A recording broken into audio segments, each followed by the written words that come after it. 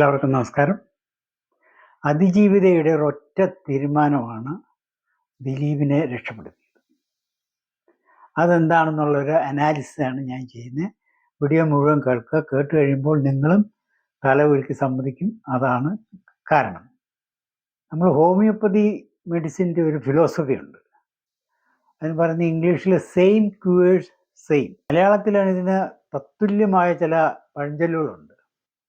മുള്ളുകൊണ്ട് തന്നെ മുള്ളിനെ എടുക്കണം.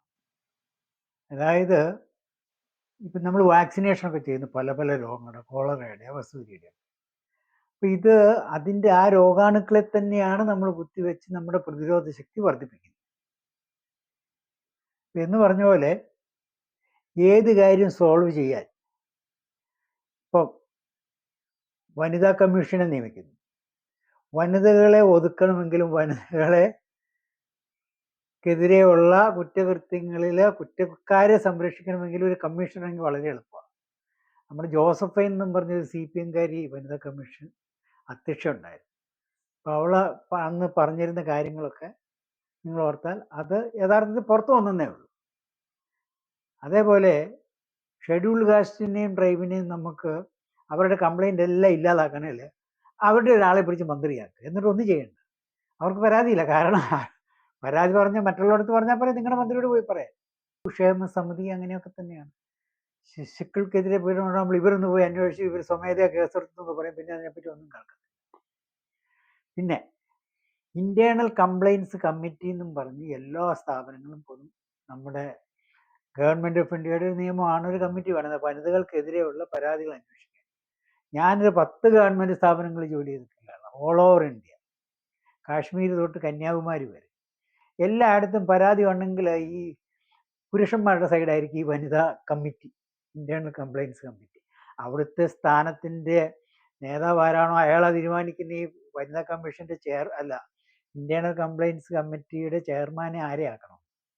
അത് പുറത്തുള്ളൊരു വനിതയായിരിക്കും, പക്ഷേ അയാൾക്ക് ഇഷ്ടപ്പെട്ടവരായിരിക്കും.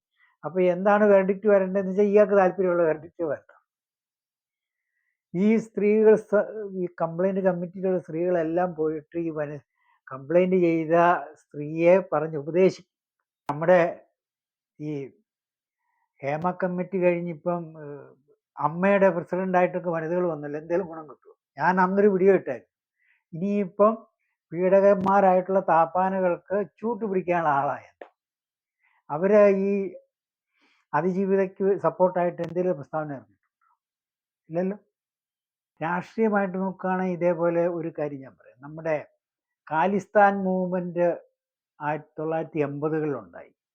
പഞ്ചാബിന് പ്രത്യേക രാഷ്ട്രം വേണമെന്ന് പറഞ്ഞ് നമ്മുടെ ഖാൽസാക്കാർ, അതായത് സിഖ് സമുദായക്കാർ, തലപ്പാവുള്ള സമുദായക്കാർ. അങ്ങനെയാണ് സുവർണക്ഷേത്ര ആക്രമണമൊക്കെ നടത്തേണ്ട വന്ന് ഇന്ദിരാഗാന്ധി. എന്നുവെച്ചാൽ അതിൻ്റെ അകത്ത് ഒളിച്ചിരുന്നുകൊണ്ടായിരുന്നു ഇവരെല്ലാം ഗൂഢാലോചനകളും നടത്തിയിരുന്നത്. എന്നിട്ട് പഞ്ചാബിൽ ഈ ഇന്ദിരാഗാന്ധിയുടെ വധത്തിന് ശേഷം പഞ്ചാബിൽ തീവ്രവാദം, ഖാലിസ്ഥാൻ വാദം ഇങ്ങനെ തഴച്ചു കൊടുത്തുകൊണ്ടിരിക്കുകയായിരുന്നു. അപ്പോൾ തന്ത്രശാലിയും സൂത്രശാലിയും ഇന്ത്യയുടെ ഏറ്റവും നല്ല ഭരണതന്ത്രജ്ഞനുമായ ഒരാൾ ഇന്ന് നമ്മുടെ പ്രധാനമന്ത്രിയായി, PV നരസിംഹറാവു 91-ൽ. അയാൾ എന്ത് ചെയ്തു? അപ്പോൾ മുള്ളിനെ മുള്ളുകൊണ്ട് എടുക്കണം എന്നുള്ള ഫിലോസഫി പഞ്ചാബിൻ്റെ ചീഫ് മിനിസ്റ്ററായിട്ടൊരു സർദാർജിയെ വെച്ചു, ബീൻ സിംഗ്. അവിടുത്തെ DGP ആയിട്ട് ഒരു ഗില്ല് സർദാർ. ഇവർ രണ്ടുപേരും അങ്ങോട്ട് വേട്ടയങ്ങാടി കൊടുത്തു. അതായത് എൻകൗണ്ടർ മുഖാന്തരം ഖാലിസ്ഥാനിന് സംശയമുള്ള, തീവ്രവാദികൾ സംശയമുള്ള എല്ലാവരെയും അങ്ങോട്ട് എൻകൗണ്ടർ ചെയ്തു. അങ്ങനെ തീർത്ത് പിന്നെ രക്ഷപ്പെടണം എന്നുള്ളവരെല്ലാം രക്ഷപ്പെട്ട് കാനഡയിലും ബ്രിട്ടനിലും ഒക്കെ പോയി. പഞ്ചാബിലെ ഖാലിസ്ഥാൻ അന്നോടുകൂടി തീർന്നു. പക്ഷെ അതിന് വലിയ വില ബീൻ സിംഗ് കൊടുക്കേണ്ടി വന്നു. അയാളുടെ കാറിൽ ബോംബ് വെച്ച് അയാളെ കൊന്നു, അത് വേറെ കാര്യം. പക്ഷെ അവരെ ഒതുക്കാൻ ഉപയോഗിച്ച് അവരുടെ സമുദായക്കാരെയാണ്. ഇപ്പം നമ്മുടെ നാട്ടിലാണെങ്കിലും ഒരു സമുദായത്തിലുള്ളവർ, ഇപ്പം മുസ്ലിം മദ്രസയെ വെച്ച് അല്ല പീഡിപ്പിച്ചെന്ന് പറഞ്ഞു, മദ്രസ അധ്യാപകൻ പീഡിപ്പിച്ചെന്ന് പറഞ്ഞാൽ മറ്റുള്ളവർക്കൊന്നും വലിയ കംപ്ലൈൻ്റ് ഇല്ല. അവരുടെ സമുദായക്കാർ മദ്രസ ഇയാൾക്കൊപ്പം നിൽക്കും. ക്രിസ്ത്യാനികളിലാണ് ആയിരക്കണക്കിനും 10,000-കണക്കിനും ബാലികാബാലന്മാർ പീഡിപ്പിക്കപ്പെടുന്നുണ്ട് വൈദികരാൽ. ആർക്കെങ്കിലും വലിയ കംപ്ലൈൻ്റ് ഉണ്ടോ? ഇല്ല. അപ്പോൾ സ്വന്തം സമുദായത്തിൽ ആരെന്ത് ചെയ്താൽ നമ്മുടെ CPM-കാരും പോലെ അവർക്ക് പിന്നെ കംപ്ലൈൻറ്റ് പുറമേ ഇല്ല, അകത്തോ മിണ്ടത്തില്ല എന്ന് പറഞ്ഞ പോലെ നമ്മുടെ ഈ അതിജീവിതയ്ക്ക് ഒരബദ്ധം പറ്റിയത് അതിജീവിതക്ക് ഈ ലോകപരിചയം വലിയില്ല. അവർക്ക് സിനിമാ ലോകത്തിൽ വേൾഡൊരു സെല്ലുലോയിഡൽ വേൾഡ്, അതൊരു വേൾഡാണ്, പുതിയൊരു ലോകമാണ്, വേറൊരു ലോകമാണ്. പുള്ളിക്കാരി പറഞ്ഞൊരു വനിതാ ജഡ്ജിയെ വേണം. അത് മറ്റവർക്ക് കിട്ടിയത് വലിയ പിടിവള്ളിയായി. അവര് CPM-കാരൻ വർഗീസ് എന്ന് പറയുന്ന ജില്ലാ സെക്രട്ടറിയുടെ ഭാര്യ ഹണി എന്ന് പറഞ്ഞ ഒരാളെ പിടിച്ച് ജഡ്ജിയായി. അവിടെ വിചാരണ തുടങ്ങിയപ്പോൾ ആ പാവം പീഡിപ്പിക്കപ്പെട്ട നടിക്ക് തോന്നിയേ ഈ പൾസർസിനെയും 3-4 പേരും പീഡിപ്പിച്ചത് സഹിക്കാമായിരുന്നു. അതൊരു മണിക്കൂർ 2 മണിക്കൂർ നേരത്തേക്കേ ഉണ്ടായിരുന്നുള്ളൂ. ഇവിടെ അങ്ങനെ പീഡിപ്പിച്ച് അവസാനം പീഡനം 3 വർഷങ്ങളോളം അടുത്ത് കഴിഞ്ഞപ്പോൾ പുള്ളിക്കാരി ഒരു പരാതി കൊടുത്ത് വിചാരണ ജഡ്ജിയെ മാറ്റണം. അപ്പോൾ പിടിവള്ളി കിട്ടിയ ഇവര് വിടുവോ? അത് വക്കീലന്മാരും ജഡ്ജിമാരും ഒക്കെ വിടുവോ? മാറ്റിയില്ല. സുപ്രീം കോടതി പോയി, മാറ്റിയില്ല. പീഡിത പറഞ്ഞു എന്ന ഈ വിചാരണ കേരളത്തിന് പുറത്തേക്കാക്കണം.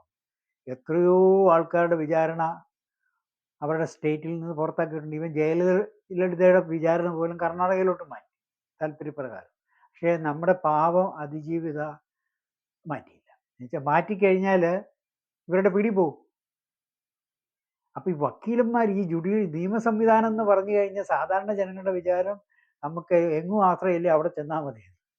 അവിടെ ആശ്രയം ഞങ്ങളുടെ പ്രതിപട്ടികയിലുള്ള ഒരു ധനാട്ടിനും രാഷ്ട്രീയമായ പിടിപാടും ഇല്ലാത്തവരാണെങ്കിലേ മറ്റേ കക്ഷികൾക്ക് വാദിക്ക് നീതി കിട്ടത്തുള്ളൂ. ഇനി വാദി പിടിപാടുള്ളയാളും പണമുള്ളയാളും രാഷ്ട്രീയമായി നല്ല പിടിപ്പുണ്ടെങ്കിൽ അവിടെ കിട്ടത്തില്ല. ഒന്നുപോലും ഇന്നുവരെ കിട്ടിയിട്ടില്ല. എന്ന് പറഞ്ഞ പോലെ ഇവർക്ക് കിട്ടിയ പിടിവള്ളിയായിരുന്നു. വക്കീലന്മാർ, ഞാൻ പറഞ്ഞു ഇതൊരു സിൻഡിക്കേറ്റാണ് കോടതി എന്ന് പറയുന്നത്. വക്കീലന്മാരും ജഡ്ജിമാരും ഗുമസ്തന്മാരും എല്ലാവരും. ഇതിൽ ഈ വക്കീലന്മാരുടെ ഈ ബാറിൽ നിന്നാണ് ജഡ്ജിമാരെ നിയമിക്കുന്നത്. അപ്പോൾ ഇവർ ബാറിൽ പ്രാക്ടീസ് ചെയ്യുന്ന കാലത്ത് അറിയാം ഏതാണ് മിടുക്കന്മാർ വക്കീല്, ഏതാണ് അല്ലാത്തവരെന്ന്. അപ്പോൾ സീനിയർ വക്കീൽ എന്നൊക്കെ പറഞ്ഞു കഴിഞ്ഞാൽ ഭയങ്കര വിലയാണ് കോടതികളിൽ. ഒരു 10-20 കൊല്ലം കഴിഞ്ഞാൽ സീനിയർ ആവുന്നു. ഈ 40 കഴിയുമ്പോഴത്തേനും പിന്നെ അവരുടെ മുന്നേ ജഡ്ജിമാർ ജഡ്ജിമാരുടെ മുട്ട് വരയ്ക്കുക. വെച്ചാൽ അത്ര പാണ്ഡിത്യമുള്ള വക്കീലന്മാരുണ്ട്. അങ്ങനെ ഒരാളാണ് രാമൻപിള്ള. അതാണ് രാമൻപിള്ള വരുമ്പോൾ ഈ ജഡ്ജി എഴുന്നേറ്റ് നിൽക്കുന്നത്. അങ്ങനത്തെ ആ ജഡ്ജി രാമൻപിള്ളയുടെ വാദത്തിനെതിരായിട്ട് വിധി കൽപ്പിക്കാൻ പറ്റുമോ? കോമൺ സെൻസ് നിങ്ങൾ ഉപയോഗിച്ചാൽ മതി. എന്നുവെച്ചാൽ ഈ ജഡ്ജിൽ അവിടെ ഇരിക്കുന്നവരും മനുഷ്യരാണ്. രാമൻപിള്ള വാദിച്ചതിനെതിരെ വിധിക്കുക എന്ന് പറഞ്ഞാൽ അതിനുള്ള അത്രമാത്രം പോയിന്റുകൾ കണ്ടുപിടിക്കും. ഇതിൽ ഏറ്റവും എളുപ്പമുള്ള വഴി വിധി പ്രതികളെ രക്ഷിക്കണമെങ്കിൽ പറഞ്ഞാൽ ഇത് പ്രോസിക്യൂഷൻ തെളിയിക്കാൻ കഴിഞ്ഞില്ല. ഈ തെളിയിക്കാൻ കഴിഞ്ഞില്ലെന്ന് പറയുന്ന പല കേസുകളും പിന്നെ ഹൈക്കോടതി ചെല്ലുമ്പോൾ വിധി മാറാറില്ല. അപ്പൊ അതിനകത്ത് തെളിഞ്ഞ എവിഡൻസുകൾ ഉണ്ടായിട്ടാണല്ലോ ഹൈക്കോടതി വിധി മാറ്റുന്നത്, അല്ലെ സുപ്രീം കോടതി മാറ്റുന്നത്. അപ്പോൾ ചുമ്മാ അങ്ങ് പറയുക പ്രോസിക്യൂഷൻ തെളിയിക്കാൻ കഴിഞ്ഞില്ല. അപ്പൊ ഈ രാമൻപിള്ളയ്ക്ക് എതിരെ രാമൻപിള്ള വാദിക്കാൻ എടുത്തപ്പോൾ ആ കേസ് നമ്മുടെ നടി തോറ്റു.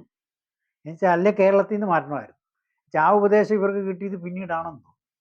ഇനി ഹൈക്കോടതി ചെന്നാൽ ഇത് തന്നെയാണ് അവസ്ഥ. ഹൈക്കോടതി ജഡ്ജിമാർ രാമൻപിള്ളയുടെ കീഴിൽ ജോലി ചെയ്തിട്ടുള്ളവരായിരിക്കും. അല്ലെ രാമൻപിള്ള ഭയങ്കര സീനിയറാണ്. അപ്പൊ അതിലും വലിയ സീനിയർ ഒരു ജഡ്ജിമാരും കേരളത്തിലില്ല, സുപ്രീം കോടതിയിലും കാണത്തില്ല. ഇയാൾക്ക് ഇപ്പൊ തന്നെ 19 വയസ്സായി.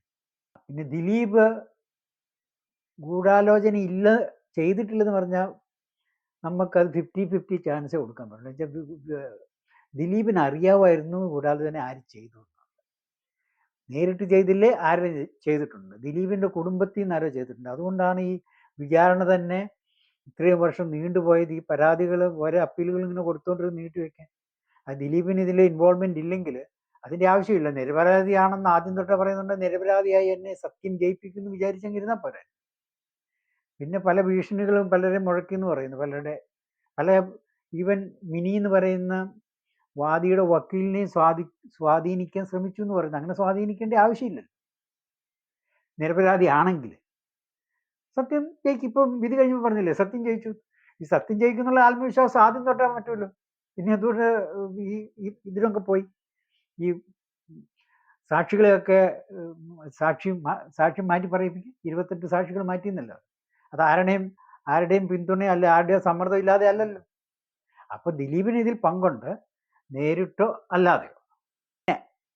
2 പബ്ലിക് പ്രോസിക്യൂട്ടർമാർ മാറി എന്ന് പറഞ്ഞു. ഇപ്പൊ എല്ലാവരും ധരിച്ചു വെച്ചിരിക്കുന്ന ഈ ദിലീപിന്റെ സമ്മർദ്ദം അല്ല, ദിലീപിനെ അനുകൂലിക്കുന്നവരുടെ വമ്പന്മാരുടെ സമ്മർദ്ദം മൂലമാണെന്ന്. അങ്ങനെയൊന്നും അല്ല. Simple logic. രാമൻപിള്ളയ്ക്കെതിരെ വാദിക്കാനുള്ള ആമ്പയറില്ലാതെ. രാമൻപിള്ള എന്ത് വിചാരിക്കും? രാമൻപിള്ളയുടെ കീഴിൽ ഞാൻ പറഞ്ഞില്ല, ഭയങ്കര സീനിയർ അഡ്വക്കേറ്റ്. അപ്പൊ രാമൻപിള്ളയ്ക്കെതിരെ വാദമുഖം ഉയർത്താനുള്ള തൻ്റെ ഇടം ഇല്ലാത്തതുകൊണ്ടാണ് ആ 2 പ്രോസിക്യൂട്ടർമാർ മാറിയത്. അപ്പം ഇങ്ങനെയൊക്കെയാണ് കാര്യങ്ങൾ. അപ്പൊ ഭാവന അന്ന് വനിതാ ജഡ്ജി വേണമെന്ന് പറഞ്ഞത് ഭാവന തോറ്റു. ഭാവന അല്ല, അതിജീവിത. അതിജീവിത എന്നാണ് പറയേണ്ടത്, ആളുടെ പേര് പറയാൻ പാടില്ല. പക്ഷെ എല്ലാവർക്കും അറിയാം. എന്നാലും നമ്മുടെ നാട്ടിൽ ഇരുട്ടടച്ച് കണ്ണടയ്ക്കുന്ന ഒരു സ്വഭാവമുണ്ട്. കേരളത്തിലുള്ള ഇന്ത്യയിലോ അല്ലേയുള്ള ഒരു കോടിക്കണക്കിന് ആൾക്കാർക്ക് അറിയാം ഇതിൻ്റെ അകത്ത് അതിജീവിത ആരാണ്. എന്നാലും പേര് പറഞ്ഞാൽ പേര് വെളിപ്പെടുത്തി. ഒരു ഭോഷത്തരത്തിന്റെ അങ്ങേയറ്റമാണ് മനുഷ്യ സമൂഹത്തിൽ ഇപ്പോഴും. ഈ കേസിന്റെ വിധി ഇങ്ങനെയാവുകളെന്ന് ഒരു പക്ഷത്തും ഇല്ലാത്ത നിഷ്പക്ഷമതിയാണ്. എന്നാൽ കേസും കാര്യങ്ങളും കോടതിയും കാര്യങ്ങളും അനേക വർഷങ്ങളായിട്ട് പിന്തുടർന്നവർക്ക് അറിയാമായിരുന്നു വിധി ഇങ്ങനെ വരുള്ളൂ. അതുകൊണ്ടാണ് ഒരു മുൻ സംവിധായകൻ ഒരു അഭിമുഖത്തിൽ പറഞ്ഞു കഴിഞ്ഞ 2 ദിവസത്തിനുള്ളിൽ, ദിലീപിനെതിരെ വിധി വരണമെങ്കിൽ കാക്ക മലർന്ന് പറക്കണമെന്ന്. അയാൾക്ക് എന്തുകൊണ്ട് അത്രയും കോൺഫിഡൻസ് കിട്ടി? അയാൾ ആദ്യം തൊട്ടേ ഒരു ദിലീപ് സപ്പോർട്ടറായിരുന്നു. ദിലീപിന് ഇൻവോൾവ്മെന്റ് ഇല്ല എന്ന് പറയുന്നുണ്ടെങ്കിലും ദിലീപിന് അറിവുണ്ടായിരുന്ന ഒരു കോൺസ്പിരസി നടന്നിട്ടുണ്ട്. അപ്പൊ ഇങ്ങനെ കാക്ക മലർന്ന് പറക്കും എന്നാണ് പറഞ്ഞത്. അപ്പോൾ ഇതിൻ്റെയൊക്കെ ഉള്ളിലുള്ള കളികൾ എന്തൊക്കെയാണെന്ന് എല്ലാവർക്കും മനസ്സിലായെന്ന് വിശ്വസിക്കുന്നു. സബ്സ്ക്രൈബ് ചെയ്തിട്ടില്ലാത്തവർ സബ്സ്ക്രൈബ് ചെയ്യുക, ഷെയർ ചെയ്യുക, ലൈക്ക് ചെയ്യുക. നമസ്കാരം. ഞാൻ ക്യാപ്റ്റൻ ജോയ്, മലയാളി വാർത്ത, ഹിഡൻ.